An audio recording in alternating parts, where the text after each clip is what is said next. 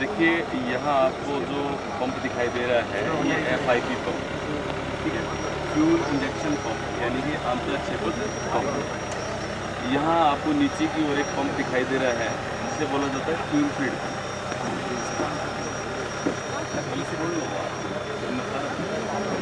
ये सबसे पहले टैंक से जो सप्लाई आती है, देखो यहाँ ये पाइप आ रही है, देखो टैंक से ये आ रही है, लो प्रेशर पाइप है, किसको सप्लाई होती है, फ्यूल फीड। तो फ्यूल फीड, फीडिंग का मतलब खींचना, फीडिंग का काम कौन कर रहा है, ये सबसे पहले फ्यूल फीड पंप कर रहा है। और फ्यूल फीड पंप से देखिए यहाँ ये प्रेशर पाइप है, किससे जुड़ी हुई है, फिल्टर से। फ्यूल फिल्टर है प्राइमरी और सेकेंडरी, ठीक है।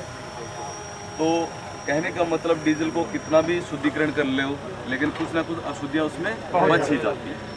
तो मेन अशुद्धियाँ जो हैं वो प्राइमरी फिल्टर में, सॉरी मोटी जो अशुद्धियाँ हैं प्राइमरी फिल्टर में, क्योंकि ये क्लॉथ टाइप बना रहता है, क्लॉथ का यानी कि कपड़े का जो बना रहता है। और बड़े स्तर पे देखें तो नमदा जो होता है वो भी इनके अंदर इस्तेमाल किया जाता है।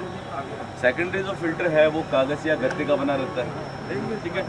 तो मोटी अशुद्धियाँ प्राइमरी में और मेन अशुद्धियाँ सेकेंडरी में। यहाँ से छड़ने के बाद में, साफ़ होने के बाद में ये जाता है FIP पंप, ठीक है। FIP पंप के अंदर ये होल्डर्स लगे हुए हैं और यहाँ देखिए ये हाई प्रेशर पाइप है जो इंजेक्टर को एक निश्चित तापमान पे और प्रेशर के साथ मेज़रमेंट के तहत जो फ्यूल है उसकी सप्लाई करती है।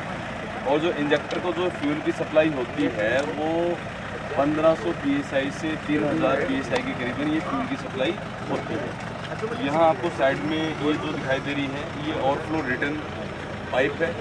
जब डीजल की अत्यधिकता हो जाती है, देखो प्रत्येक इंजेक्टर से जुड़ी हुई है, तो यहाँ से क्या करती है, वापस क्या हो जाता है, ये रिटर्न हो जाता है, ठीक है। अत्यधिक जो तेल होता है ये फ्यूल होता है वो क्या हो जाता है, रिटर्न हो जाता है। इंजन को हमने 3 भागों में बांटा है। सबसे ऊपर का जो भाग होता है सिलेंडर हेड, देखो यहाँ आपको दिख रहा है टुकड़ों में, बीच का जो भाग है इंजन ब्लॉक, और सबसे नीचे का ऑयल सम्प। सिलेंडर हेड को जो ढकने का जो काम कर रहा है वो है टेपिड कवर या cylinder head cover.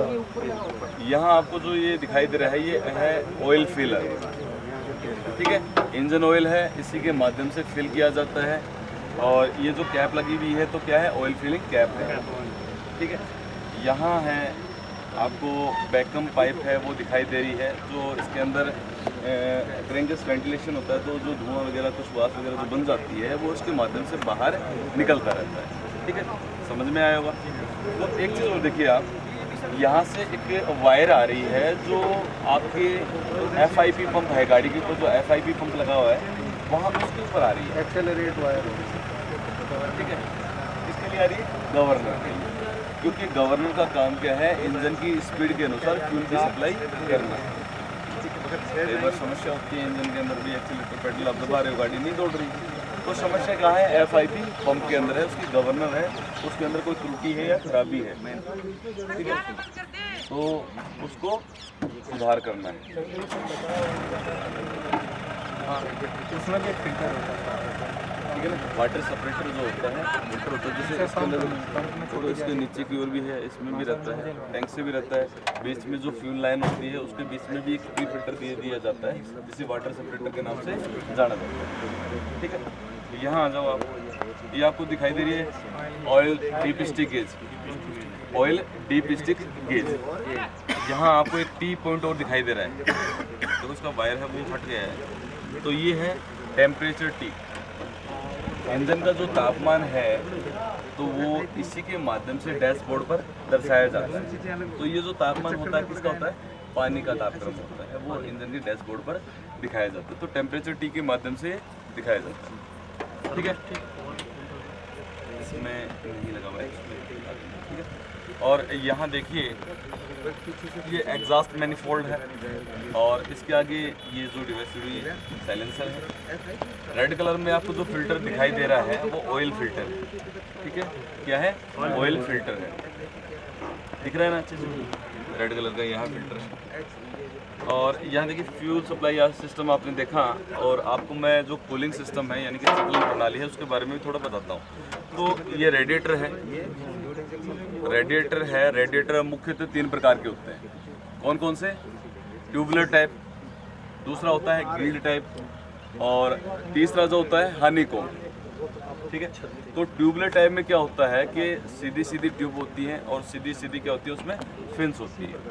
Guild type में आप देखोगे तो सीधी आपको ट्यूब दिखाई देंगी और जो फिन्स हैं वो जिग टाइप में, यानी कि विद्युतीय धारा का जो सिंबल होता है उसकी तरह जब आपको प्रतीत होता है तो वो कौन सा प्रकार का होता है?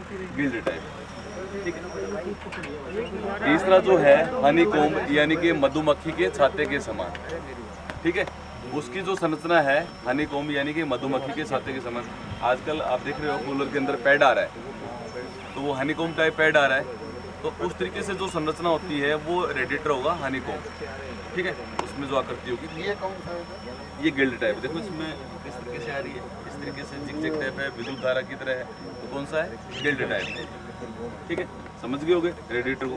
अब देखें इसमें किस तरीके से जो कूलिंग का जो सिस्टम है, यहाँ आपको दिखाई दे रहा है फैन दिखाई दे रहा है, फैन के बाद में ये फैन पुली है और फैन पुली के बाद में वाटर पंप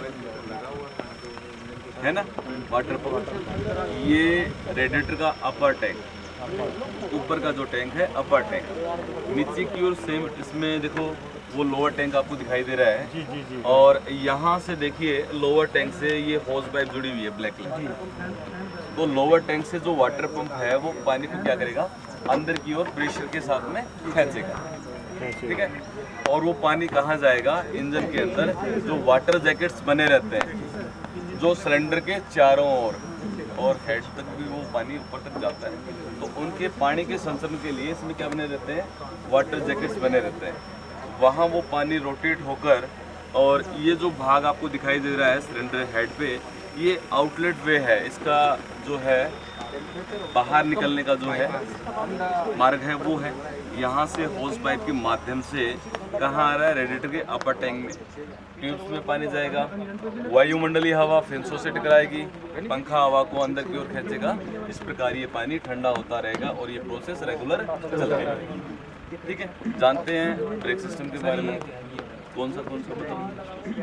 देखो यहाँ जो है FIP पंप का जो गियर है वो है। ठीक है, तो वो किसके माध्यम से ऑपरेट होता है? के माध्यम से। सर और इसमें कूलेंट कहाँ रोल है? इसमें नहीं है, इसमें क्या है जो रेशियो बनेगा 30 और 60 का इसी के अंदर। ठीक है, रेशियो इसी के अंदर बनेगा, लेकिन अमूमन क्या होता है कि आप जैसे गाड़ियाँ हैं उनके अंदर कूलेंट रिजर्वर बॉक्स की व्यवस्था रहती है। ठीक है, चलो आगे बढ़े। यहाँ आपको ये जो दिखाई दे रहा है एयर क्लीनर है, इस प्रकार का है, ऑयल बाथ टाइप है, क्योंकि बाउल आपको दिखाई दे रहा है, इसमें ऑयल भरा रहता है और एक फिल्टर रहता है। वायुमंडलीय हवा प्रवेश करती है तो धूल मिट्टी के जो कण हैं मेन इसमें चिपक जाते हैं ऑयल में, और मोटे कण फिल्टर से बाहर केवल जो शुद्ध हवा है इनलेट मैनिफोल्ड के माध्यम से सिलेंडर के अंदर प्रवेश करती है। ठीक है, इनलेट वाल्व ऑपरेट होता है और पिस्टन TDC से BDC की ओर चलता है। मैंने कार्यप्रणाली आपको बताया भी था। केवल शुद्ध हवा, जब डीजल इंजन की बात हो तो केवल शुद्ध हवा, पेट्रोल इंजन की बात हो तो हवा और पेट्रोल का मिश्रण। ठीक है ना, ये ध्यान करें। इधर आपको जो दिखाई दे रहा है ये विंड शील्ड वॉशर है या वाइपर सॉल्यूशन। वाइपर के लिए जो सॉल्यूशन है वो उसमें भरा रहता है, और यहाँ जो आपको दिखाई दे रही है ये वाइपर मोटर। ठीक है, क्योंकि बिना प्रेशर के गुरुत्वाकर्षण जो शक्ति है ऊपर उसको पहुँचने नहीं देगी, तो प्रेशर को क्रिएट कर रहा है इसके अंदर, ये मोटर है वो प्रेशर क्रिएट करेगी और ऊपर की ओर उसको भेजेगी। ठीक है ना, ऊपर की ओर उसको भेजेगी। और बताओ क्या समस्या है? ब्रेक सिस्टम देखिए अल्टरनेटर आपको ये दिखाई दे रहा है, ये अल्टरनेटर है जो बैटरी को जो चार्ज करने का काम कर देता है और अन्य विद्युत डिवाइसों को करंट की सप्लाई भी करता है ना। और देखो यहाँ से ये घूम रहा है तो वैक्यूम क्रिएट कर भी दे रहा है किसको? वैक्यूम बूस्टर को। अब मैंने बताया था कि ब्रेक सिस्टम की जब पावर ब्रेक सिस्टम की बात की थी तो 4 प्रकार के होते हैं। हाइड्रोलिक सिस्टम, हाइड्रोलिक का ही सुधार रूप है सर्वो या वैक्यूम सहायता प्राप्त ब्रेक जो आपने देखने को मिला। हाइड्रोलिक सिस्टम में क्या था कि मास्टर सिलेंडर था, ब्रेक ऑयल कंटेनर था, लेकिन अब संयुक्त प्रणाली हो गई। वैक्यूम बूस्टर है जो सर्वो है वो भी क्या कर दिया, इसके साथ में ऐड कर दिया। एक तो ऑयल का प्रेशर और साथ में हवा का खिंचाव वैक्यूम तो दोनों प्रणालियाँ संयुक्त रूप से काम करेंगी, अच्छे से वो ब्रेक लगेंगी। ठीक है ना। तो इसके अंदर डॉट 3 डॉट 4 जो है वो ब्रेक के लिए और क्लच के लिए यूज़ किया जाता है, ऑयल है ना। और स्टीयरिंग ऑयल जो है आपका ऐसे ही 90 नंबर, ठीक है। स्टीयरिंग के लिए भी वही है और गियर के लिए भी वही है, ठीक है, ध्यान में रखने वाली बात है। और मैं बताऊं कि जो इंजन ऑयल है वो आपका 15W40 मतलब वहाँ तक जो रहता है, तो अमूमन जो 30 या 40 नंबर है ऐसे ही सोसाइटी ऑफ ऑटोमोबाइल इंजीनियर्स, ये जो ग्रेड है वो निर्धारित किया है ना। वो ग्रेड निर्धारित करता है, एक सोसाइटी है इंजन ऑयल की। जैसे पेट्रोल के लिए है क्या होता है, ऑक्टेन नंबर होता है, और डीजल के लिए C10 नंबर होता है, ठीक है। चलो आपको थर्मोस्टेट वाल्व है